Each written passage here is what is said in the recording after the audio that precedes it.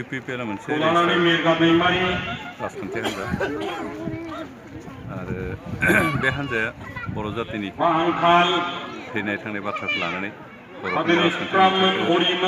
बर'फोरनो होफैनो खामानि मावनो थाखाय जोनोम जादोंमोन। थांनाय 2012 मायथाइनि एसेम्बलि इलेक्सन आरो लोगोसे 2019 मायथाइनि पार्लियामेन्ट इलेक्सनखौ बिथांमोना बाहागो लाबोखाबाय आरो दिनै 5 BTR काउन्सिलनि इलेक्सन बेवहायबो बाहागो ओरैनो राजखान्थि हान्जाफ्राव स्ट्रेटेजिक थांखि लानानै एलायन्स खालामो। दानि जुगावबो बिसायख'थिखौ लानानै বিভিন্ন राजखान्थि हान्जाफोरजों निश्चय सावरायदों। एलायन्स जागोन ना जाया बे बुस्थुखौ दासिमहालागै सिद्धान्त लायाखै। एलायन्सआ माने जास्ट ओरैनो अपरचुनिस्टिक कारनावसो बेखौ मोनसे स्ट्रेटेजि हिसाबै खालायनाय जायो। गोबां समावनो माखासे राजखान्थि हान्जाफ्रा जेब्ला गावनि पजिसनखौ मोजां बे समाव एलायन्स खालामनायनि बाथ्राखौ सानो। दिनै जों हिसाबै एलायन्स जागोन जाया बे बुस्थुखौ डिसिसन लायाखै। मानोना गोबां समाव एलायन्स खालामोबा उसुबिदाबो फैयो। बेनिखायनो जिहेतु दासिमहालागै फाइनाल डिसिसन लायाखै एलायन्सनि बाथ्रा बा एलायन्सनि खामानि बा नोजोरखौ लानानै खामानि मावदोंबाबो बे फाइनाल जायाखै। बेनिखायनो नायनायनि माबायदि जाहैयो बे सायख'थिया। बिजेपिजों एलायन्स जानायनि माबा मोनसे आसा दंना मोनसे नेसनेल पार्टि आरो बिसोर गावसोरनि स्ट्रं पार्टि बेनिखायनो बिसोर मा धरনের सिन्था खालामना खामानि इलेक्सनाव बाहायगोन बेखौ जों बुंनो हाया। बेनिखायनो ओरैनो मोनसे इस्युखौ लानानै कमन एनिमिखौ फेजेननायनि बाथ्रा लानानै ओरैनो परस्पर गावजों गाव आन्दार कारेन्ट हेल्प खालामलायनाय बाथ्रा थानो हागौ। बेबायदिबो मोनसे माबा जायो सिटुएसन। दा खिन्थु दासिमहालागै बिजेपिजों एलायन्स जागोन बे बाथ्राया बेबायदि बाथ्रा ओंखाराखै। सिगांनि बे मोनसे रिकुवेस्ट एपिल खालामनो हागौ। दासिमहालागै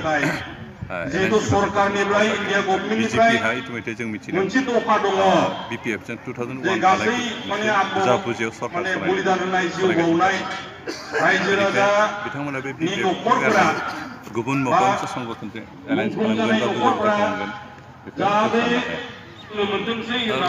बिथांनि जिथु केस ओरैनो जास्ट कनभिक्सन जायालासेनो जेलाव ट्राप सोनानै दोननायल'बा पुलिस कास्टडियाव दोननायमोनब्ला बेखौ दिहुननायाव बारा गोब्राब जायो। खिन्थु बिथाङा इतिमধ্যে कनभिक्टेड आरो मामुलि कनभिक्टेडआ 20 years लाइफ इमप्रिजनमेन्ट।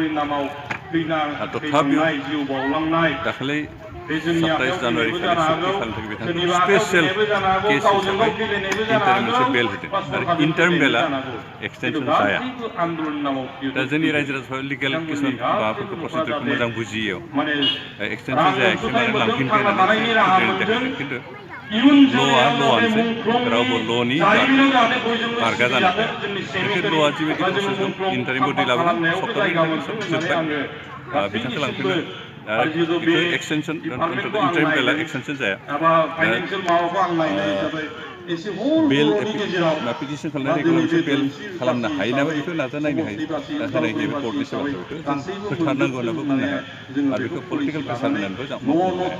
आनलेस बे लिगेल जाजमेन्टआ ल' डिपार्टमेन्टआ मा सिन्था खालामो ल'आ मा खालामो बेनि सायाव थांबाय।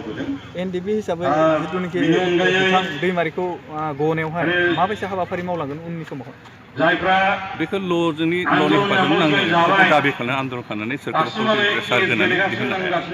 ल'आ ल'आनोसै बिथांखौ दिहुननो होनांगौबा ल'आ मा बुङो जिहेतु बिथांनि मोनसे केस जाबाय बिथांखौ हयथ' बेल दिहुननानै सिगांनि जि राय होदों बेखौ रिभिउ खालामनांगौ होननानै मोनसे रिकुवेस्ट खालामदों हाइकर्टआव।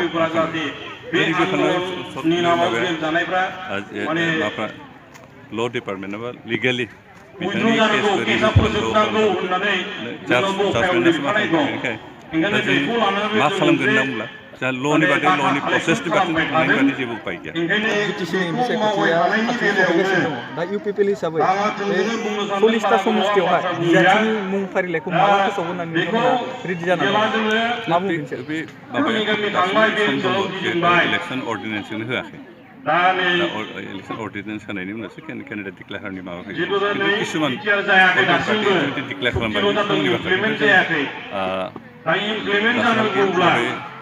समस्थियाव सोर केन्डिडेट लानाय जायाखै आरो बेखौ लाखांनायनि उनाव